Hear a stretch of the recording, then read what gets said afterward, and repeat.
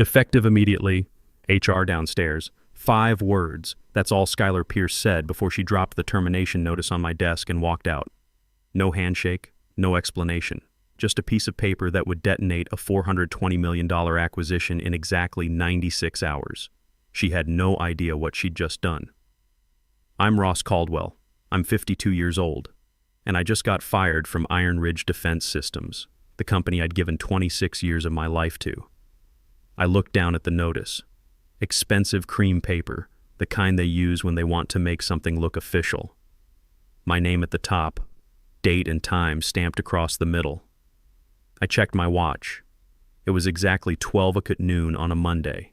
My $185,000 performance bonus was scheduled to hit my account Friday at noon, 96 hours from now. Skylar thought she was being clever. Cut me loose before payday, saved the company money. What she didn't know was that bonus wasn't just money. It was a tripwire connected to the one thing holding her acquisition together. Here's what you need to understand about that $185,000.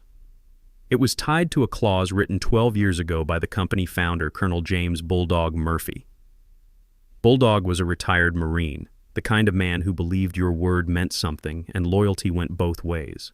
When he wrote that clause into my contract, he made sure nobody could ever strip away what we'd built together. The clause was simple. Once that bonus paid, full ownership of our core defense protocol, the Fortress system, would automatically transfer to me. Not symbolically, legally. And without that system, Iron Ridge had nothing to offer Apex Defense Corporation. Skylar had just armed a bomb she didn't know existed. I signed the termination notice without a word. My hand didn't shake. I stood up, grabbed my coat, and headed for the elevator. HR was waiting in the lobby like they were escorting a criminal. I nodded and kept walking. On my desk, I'd left a small black USB drive. I saw Skylar glance at it as I passed her office. She probably thought it was my backup, proof she'd secured everything she needed. That drive was empty. Had been for years. Every real backup, every line of code for the Fortress system was locked behind biometric encryption only I could access. I got in my truck and drove home. The city looked normal. People going about their Monday. Nobody knew that in 96 hours, the biggest defense acquisition of the year would collapse, and it would all trace back to 5 words in an office. When I walked through the front door, Beth was in the kitchen. She took one look at my face and set down her coffee. "Ross? I got fired. What happened?" Skylar walked into my office at noon and handed me a termination notice, effective immediately. Beth's been my wife for 26 years. She's seen me through 8 years in the Navy, through all-nighters when systems crashed, through crises that would have broken other marriages. But this was different. Megan's a senior in college. Nathan's a sophomore. We've got tuition payments and a mortgage. Why would she do that? Because she's trying to cut me out before my bonus pays. She thinks she's saving $185,000. I sat down across from her. She just triggered it. In 96 hours, I'll own the Fortress system. Not Iron Ridge. Me. Beth pulled out the chair across from me. What about the acquisition? Dead without it. She was quiet for a moment. Then she said something I wasn't ready for. "Ross, you've given them 26 years. What about us? What about Megan and Nathan? What about your health?" That hit harder than the termination. 4 months ago, my doctor told me my blood sugar was too high, pre-diabetes. He said I needed to cut stress, lose weight, maybe think about early retirement. I'd promised Beth we'd go to Colorado for a month when this acquisition closed. Just us, a cabin, and no phones. I know what I promised. Do you? Because you've been talking about retirement for 3 years, and you're still there every weekend. This is different. How? Because Bulldog trusted me to protect what we built. And Skylar just tried to destroy it because she didn't bother reading the contracts she's supposed to be managing. Beth studied my face. She wasn't angry, just tired. Then she said something that surprised me. "What if I help you?" "What do you mean?" "I mean, if we're going to do this, let's do it right. You handle the technical side. Let me handle the research." She pulled out her laptop. "I've been selling houses to defense contractors for 15 years. I know how to dig up information on people." I went upstairs to my home office and powered up my workstation. A countdown clock appeared on screen. Red numbers ticking down. 95 hours, 58 minutes, 42 seconds. Let me tell you about Bulldog Murphy. I met him 26 years ago when I was 26, fresh out of 8 years in the Navy. I'd enlisted at 18, served on 2 submarines, learned about encrypted communications the hard way. When I got out at 26, Iron Ridge was nothing back then, just a warehouse full of engineers trying to build cybersecurity for military contracts. Bulldog saw something in me that first day. Maybe it was the discipline from my service. Maybe it was that we both believed the same thing. If you're going to build something, build it right and protect the people who help you do it. Over the years, I became the guy they called when everything was on fire. In 2018, when a ransomware attack hit the Eastern power grid, I was the one who stayed up 72 hours straight rebuilding our protocols from bare metal. The entire eastern seaboard could have gone dark. We stopped it with 6 minutes to spare. When the Pentagon needed quantum-resistant encryption for F-35 avionics systems, I designed the integration. When the Navy wanted secure communications for their new submarine fleet, I built the protocol. When our biggest client demanded 0-day patches in 48 hours, I delivered in 36. I didn't do it for awards. I did it because that's what you do when you're part of something that matters. 12 years ago, Bulldog asked me to meet him at a steakhouse in Arlington. It was a Thursday night, both of us exhausted from a week of crisis management. Over bourbon, he told me he'd written something into my contract that nobody else knew about. "Ross," he said, "I've been in this business long enough to see what happens when the wrong people take control. They gut everything that made a place worth a damn. I won't let that happen to what we built." He explained the clause. My annual bonus wasn't just compensation, it was a legal trigger. Once paid, the intellectual property rights for the Fortress system would automatically transfer to me. The transfer agreement was already executed, held in escrow, waiting for that payment confirmation from Iron Ridge's payroll system. "You'll own it," Bulldog said. "Nobody can steal it, sell it to the wrong buyer, or run it into the ground." I remember setting down my glass. "Bulldog, that's your life's work." "No, it's our life's work. And I trust you to protect it more than I trust any board of directors." At the time, I thought he was being paranoid. But Bulldog had survived 2 tours in Vietnam and 30 years in defense contracting. He knew how to see threats before they materialized. Now, sitting at my desk watching that countdown, I understood. Bulldog had seen this coming 12 years before it happened. He'd built a failsafe, and Skylar had just activated it. I checked my security protocols, credentials valid, encryption keys untouched, no unauthorized access attempts. Skylar and her IT team hadn't even tried to breach the system. They thought that empty USB drive was enough. Then I set up one more thing. An automated email scheduled to send if the licensing rights weren't renewed before the timer hit 0. The recipients, 3 lawyers at Apex Defense Corporation. The message was direct. As of Friday, 12 noon, Iron Ridge Defense Systems will no longer hold valid licensing rights to the Fortress Protocol central to the Apex integration. Please review Section 14 of the Acquisition Agreement. Section 14. The Key Personnel Continuity Clause. It listed 3 people as essential to the acquisition integration. I was first on that list. If any of us left before completion, Apex had the right to delay, renegotiate, or walk away. Skylar had never read it. I'd bet my pension on that. The email would send automatically. No button to push, no dramatic moment. Just a quiet notification that would tear apart everything she'd been bragging about for 6 months. I went back downstairs. Beth had dinner on the table and her laptop open beside her plate. "Find anything interesting?" I asked.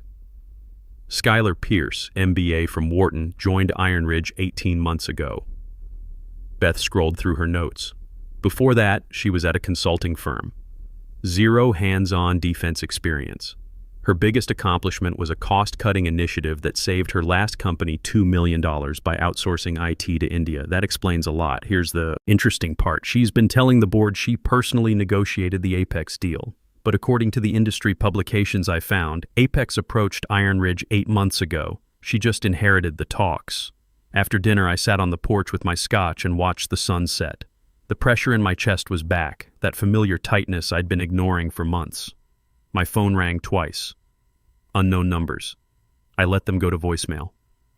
Tuesday morning, I woke up before sunrise. Beth was already downstairs with her coffee and laptop. "More research?" I asked. I called my friend Jennifer. Her husband works at the Pentagon Procurement Office. "Guess what contract is up for renewal next month?" I poured my coffee. "The Submarine Communication Array. $340 million 5-year extension. And it specifically requires the Fortress Protocol integration you designed. She looked at me over her reading glasses. Without you, Iron Ridge can't bid. The countdown on my computer read 71 hours, 15 minutes, 22 seconds. I was halfway through my coffee when my phone rang. It was a reporter from Defense Industry Weekly.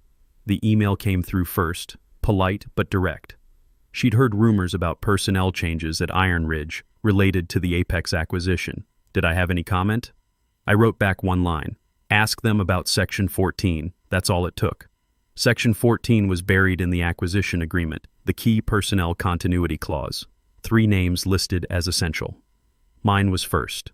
Skylar had signed it 6 months ago without reading the fine print. Now a reporter was about to start asking questions that would make Apex's lawyers very uncomfortable. I went for a walk. The morning air was cold, the streets mostly empty. I needed to clear my head. My chest felt tight, that familiar pressure getting worse. The doctor's voice echoed in my head. Your blood sugar's too high, Ross. You need to reduce stress. By the time I got home, my inbox had a new message. Patricia Walsh, lead counsel for Apex Defense Corporation. She wanted to talk. I called her back. Mr. Caldwell, thank you for taking my call. We've had some questions raised about the acquisition agreement, specifically Section 14. We were hoping you could provide clarity. I kept my voice level. Section 14 is your key personnel continuity clause. You should have the original agreement on file. Yes, we do. But there's ambiguity about the licensing rights if certain personnel are no longer with Iron Ridge during integration. No ambiguity, I said. The language is explicit.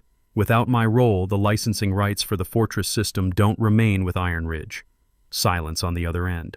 Then, would you confirm whether those rights are currently in force? The licensing certificate was last validated while I was employed. My status changed Monday. If you want confirmation beyond that, ask Iron Ridge for the current certificate. She let out a breath. Understood. Thank you for your time. 10 minutes later, my inbox exploded. Someone at Apex had forwarded an internal email chain to the wrong distribution list, and my address got caught in it. The entire conversation was there. Patricia had sent an urgent request to Iron Ridge's legal team demanding immediate proof of ownership for the Fortress system. Her email was direct. As per Section 14, the absence of Ross Caldwell from Iron Ridge employment raises substantial risk to licensing validity. Provide current certification showing active, uncontested ownership. The forwarded chain also showed that Thomas Webb, one of Iron Ridge's board directors, was now copied. Thomas was the pragmatic one, the guy who actually read contracts. He'd be asking questions Skylar couldn't answer. I closed my laptop and didn't forward the email anywhere. The less I moved, the more they'd scramble. That afternoon, my phone rang. It was Danny Torres, one of our senior engineers. I'd been training Danny for 8 years, teaching him not just the technical work, but how to think like an architect. He was 34, smart, and loyal in a way that's rare these days. His wife Maria was an accountant, and their 10-year-old daughter Sophia had been learning basic coding from me on weekends. Mr. Caldwell, I wanted you to know something. What's that? Skylar called me into her office this morning. She offered me VP of Engineering, $220,000 salary, said I could start immediately and take over all your projects. I waited. I told her I don't work for titles. I work for people who earn respect. Then I walked out. Something in my chest loosened. You didn't have to do that, Danny. Yeah, I did. You taught me integrity matters more than money. I'm not forgetting that because she's waving a bigger check. I appreciate it. One more thing. She asked me where you kept the Fortress backups. I told her I didn't know. She had IT trying to access your old workstation all morning. They won't find anything. That's what I figured. Just wanted you to know she's panicking. After we hung up, Beth looked up from her laptop. Danny's a good man. He is. Reminds me of myself at that age. What are you going to do about him? If this goes the way I think it will, Danny's going to have options. Wednesday morning, the news broke. Iron Ridge Defense Systems stock opened down 22% on heavy volume. The financial networks ran alerts. Acquisition uncertainty rocks defense contractor. Key personnel questions raise integration concerns. Iron Ridge stock halted twice in morning trading. I watched it unfold on my phone. Inside Iron Ridge headquarters, it would be chaos. Emergency board meetings, lawyers scrambling, Skylar trying to explain how this happened while her father, Richard Pierce, demanded answers. My phone buzzed with a text from an unknown number. "We need you back. Name your terms. Not under Skylar." That was Thomas Webb. I recognized the phrasing. He'd been in enough meetings with me to know my value. But I didn't respond. Not yet. Some offers are worth making them ask twice. Another news alert came through, Apex Defense Corporation reviewing all aspects of Iron Ridge acquisition. That was corporate speak for we're having second thoughts. It told investors the deal might not close. It told Iron Ridge's board they'd lost control of the situation. And it told Skylar that the clock I'd set was ticking louder than anything she could do to stop it. I checked the countdown. 47 hours, 18 minutes, 31 seconds. Beth came into my office with a sandwich and more coffee. "You need to eat." "I'm fine."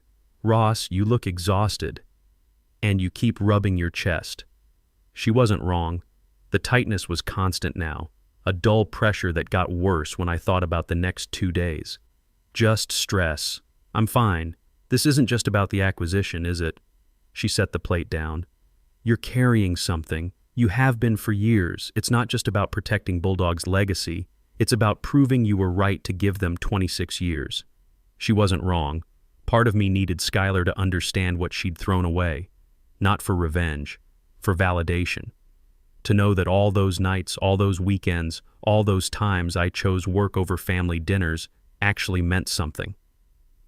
"Maybe," I said. Beth squeezed my shoulder. "Finish it. Then we're going to Colorado, and you're going to let this go." The call came at 9:47 Wednesday morning. Skylar's number flashed on my screen. I let it ring 3 times before answering. "Ross Caldwell." "Where the hell have you been?" Her voice was sharp, barely controlled. "Apex's legal team called me. They said they spoke to you." "What did you tell them?" "Good morning to you too." "Don't. They're acting like there's a problem with Section 14. "What did you say? Have you read the contract?" Silence. The kind that stretches too long. "I've reviewed the key sections," she said finally. "I'd recommend reading all of it, especially the parts your legal team didn't flag." "Ross, this isn't a game. They want proof of ownership for the Fortress system. We can't find the certificate. Which system are you checking?" "The legal vault, the contract archive, every database we have." I almost smiled. "That's interesting. Last time I checked, the licensing certificate was in a separate vault, one with restricted access. The vault you controlled?" I glanced at my monitor. The countdown read 38 hours, 13 minutes, 51 seconds. "Ross, just tell me where it is. That would require me to still work for the company." "I don't."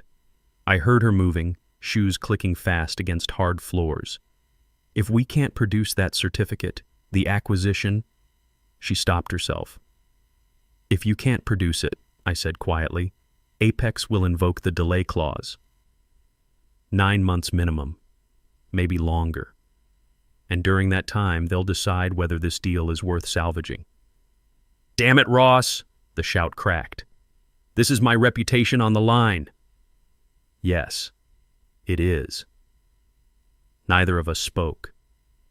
Then she tried again, voice softer.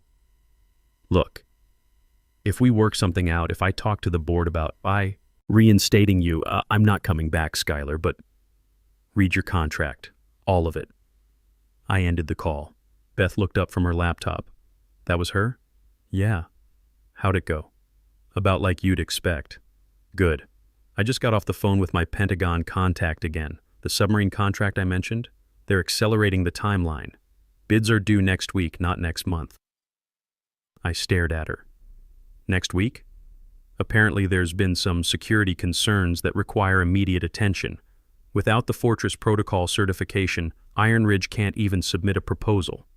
The tightness in my chest got worse. Not just stress now. Something else. "Beth, I think I need to sit down." She was beside me in seconds.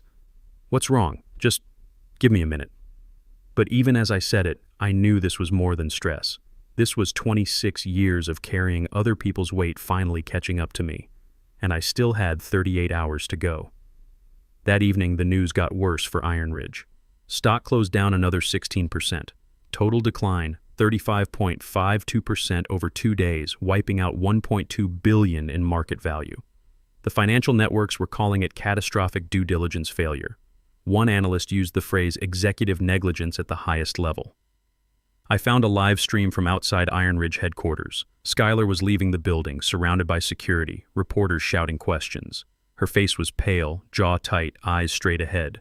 The caption scrolled across the bottom. VP Skylar Pierce declines comment on acquisition uncertainty. My phone buzzed. An email from Michael Brady, CEO of Apex Defense Corporation. Subject, direct discussion, time sensitive. I opened it. The message was brief. Mr. Caldwell, given the current situation, Apex would like to explore alternative arrangements. Are you available for a confidential conversation tomorrow morning? I forwarded it to my attorney with a note. They're ready to deal directly. Prepare partnership terms. His response came back in 5 minutes. Outstanding. I'll draft the framework tonight. This could be very lucrative. Beth came into the office with dinner on a tray. You're not coming downstairs, are you? I'm fine here. Ross, you had chest pains this afternoon. You need to rest. I'll rest after Friday. She sat on the edge of my desk. What if something happens to you before then? What if all this stress... She didn't finish the sentence. Nothing's going to happen. You don't know that. Her voice was quiet. I've been thinking about what you said earlier, about proving the 26 years mattered. They did matter. You don't need Skylar to validate that. I looked at her. What are you saying? I'm saying maybe it's time to let someone else fight the battles. You've done enough. That night, I barely slept. My chest was tight, and every time I closed my eyes, I saw that countdown clock. Beth found me at 3 a.m. sitting at my desk, watching the numbers tick down. Come back to bed, she said. I can't. She didn't say anything, just put her hand on my shoulder and stayed there until I finally shut down the computer. Thursday morning arrived gray and cold. I made coffee and sat on the porch watching the neighborhood wake up. My phone was already buzzing with missed calls. I ignored them all. At 8 a.m., my attorney called. Ross, I've got the partnership framework ready. Apex wants to meet this afternoon. They're offering $22 million over 4 years, plus equity in the Fortress deployment. What about Iron Ridge? What about them? As of tomorrow noon, you own the system. You can license it to whoever you want. I checked the countdown. 28 hours, 0 minutes, 15 seconds. The call came at 10:30 a.m. Thomas Webb, the board member who actually read contracts. Ross, I'm going to be direct. We need you back. Skylar's out. The board voted this morning. She's fired, resigned, effective immediately. Her father's stepping back too. We're bringing in interim management. I waited. Name your terms. Salary, title, whatever you want. Just come back and fix this. Thomas, I appreciate the call, but I'm not coming back. Ross, be reasonable. This company will die without you. Maybe it should. What about the 400 people who work here? What about Danny Torres and his family? What about all the contracts that depend on your systems? That hit harder than I expected. I thought about Sophia Torres, 10 years old, learning to code on my laptop, about the engineers who'd trusted me to guide their careers, about the submarine crews who depended on secure communications. I'll think about it, I said finally. How long? I looked at the countdown. You'll know by tomorrow noon. That afternoon, I met with Michael Brady from Apex. He was 50, gray-haired, the kind of executive who'd actually worked his way up. We met at a restaurant in Arlington, the same place where Bulldog had told me about the clause 12 years ago. Mr. Caldwell, I'll be direct. We want to work with you, not against you. The Fortress system is the reason we were interested in Iron Ridge in the first place. What are you proposing? Forget Iron Ridge. Partner with us directly. You keep ownership of the system, we handle deployment and support. You get $22 million over 4 years, plus 15% equity in all related contracts. And the people at Iron Ridge will hire the ones worth hiring, including your protege, Danny Torres. I looked out the window. It was the same view Bulldog and I had shared 12 years ago. I need to think about it, of course. But we need an answer soon. The submarine contract bids are due Monday. Friday morning I woke up early. Beth was still asleep. I went downstairs, made coffee, and sat on the porch one last time. The sunrise was beautiful, painting the sky orange and gold. At 11:55 a.m., I went upstairs and opened my laptop. The countdown read 4 minutes, 38 seconds. Beth stood in the doorway, watching. "You sure about this?" she asked. "Yeah, I'm sure." The numbers ticked down. 3 minutes, 2 minutes, 1 minute. At exactly 1200 noon, the screen flashed. Transfer complete. No alarms, no fanfare, just a simple notification and a PDF that appeared on screen. I opened it. The licensing certificate for the Fortress Protocol, updated automatically. Owner, Ross Caldwell. 26 years of work. Now mine. I called Thomas Webb first. "Thomas, it's Ross. I've made my decision about coming back. And I'm not coming back. But I'm not abandoning the people either. I'm forming Caldwell Defense Solutions. I'll be hiring Danny Torres as technical director and any other engineers who want to come. Ross, I'm licensing the Fortress system to Apex for the submarine contract. Iron Ridge won't be involved." There was a long silence. Then, "I understand. For what it's worth, you're doing the right thing." An hour later, the news broke. Apex Defense Corporation announces exclusive partnership with Caldwell Defense Solutions for Fortress Protocol deployment. That evening, Beth and I sat on the porch. The sunset was spectacular. "So what now?" she asked. "Now we pack. Colorado's waiting. And after Colorado, 3 years of consulting, then I'm done for good. 96 hours. That's all it took to change everything." Skylar thought she was cutting costs. What she did was free me to build something better. I'm 52 years old, I've got 3 years of work left, then full retirement. And somewhere in Virginia, there's a boardroom learning that loyalty, competence, and reading your contracts actually matters. Not because people are irreplaceable, but because some people earn what they get.